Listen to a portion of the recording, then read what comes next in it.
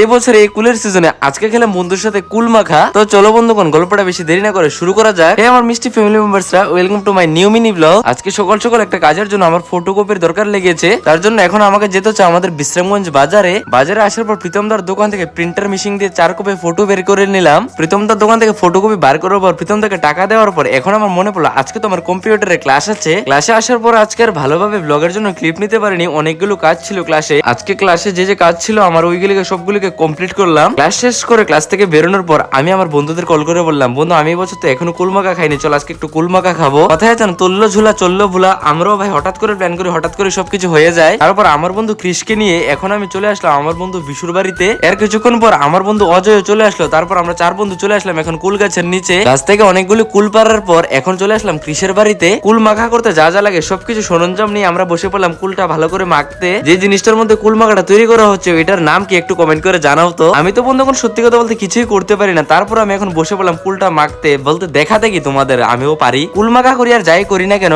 আমরা বন্ধুরা সব সময় একসাথে থাকলে অনেক মজা করি। ভালো করে কুলটা মাখানোর পর এখন আমরা সব বন্ধুরা মিলে বসে পড়লাম কুল মাখা সাটাতে। আমার কাছে তো বেশ কুল মাখাটা মজাদারই লেগেছে। আর তোমাদের মধ্যে কারা কারা এখন এই বছর কুল মাখা খাওনি একটু কমেন্ট করে জানাও তো। ভাই দেবে এই চ্যানেল নতুন হলে চ্যানেলটা সাবস্ক্রাইব করে ব্লগে অবশ্যই একটা লাইক করে দিও। তো টাটা।